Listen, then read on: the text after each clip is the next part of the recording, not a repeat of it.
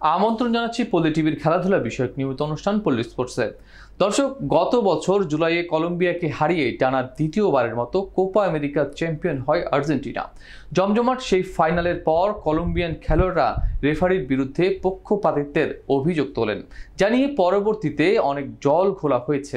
এই জুলাইয়ে ফের কোপা আমেরিকায় মুখোমুখি আর্জেন্টিনা ও কলম্বিয়া। তবে এবার নারীদের ফুটবলে কোপা আমেরিকা ফেমিনার সেমিফাইনালে অবশ্য ছেলেদের কীর্তির পুনরাবৃত্তি করতে পারেনি আর্জেন্টিনার প্রমিলা দল। তাদের হারিয়ে ফাইনালে উঠে ছেলেদের হারের প্রতিশোধ নিয়েছে কলম্বিয়া প্রমিলা দল। বিস্তারিত জানাবো ডেস্ক রিপোর্ট থেকে। মঙ্গলবার কোপা আমেরিকা ফেমিনিনার সেমিফাইনালে আর্জেন্টিনা প্রমিলা দলকে ট্রাইব্রেকারে হারিয়ে ফাইনালে উঠেছে কলম্বিয়া প্রমিলা দল।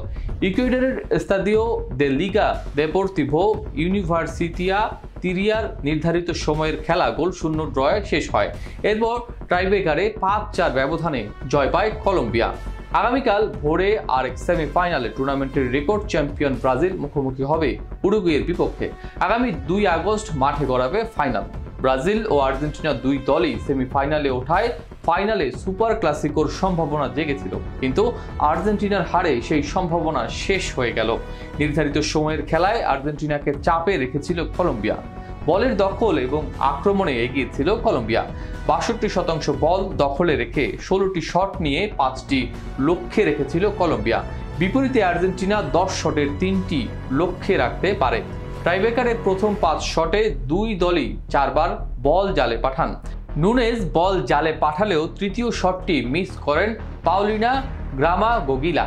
অন্যদিকে কলম্বিয়ার কাতালিনা উসমে, জরেলিন কারাবালি, মানুয়েলা পাভি ও লিন্দা কাইসেদো বল জালে পাঠালেও চতুর্থ শটটি মিস করেন মায়রা রামিরেজ।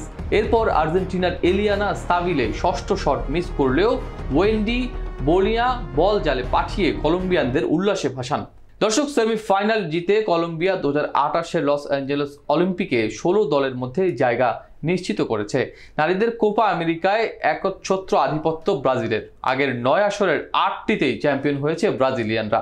শুধু 2006 সালে ঘরের মাটিতে আয়োজিত টুর্নামেন্টে চ্যাম্পিয়ন হয়েছিল আর্জেন্টিনা। আজ এ পর্যন্তই। পরবর্তী পর্বে আবারও হাজির হওয়ার প্রত্যাশায় আজকের মতো বিদায় নিচ্ছি। আল্লাহ হাফেজ।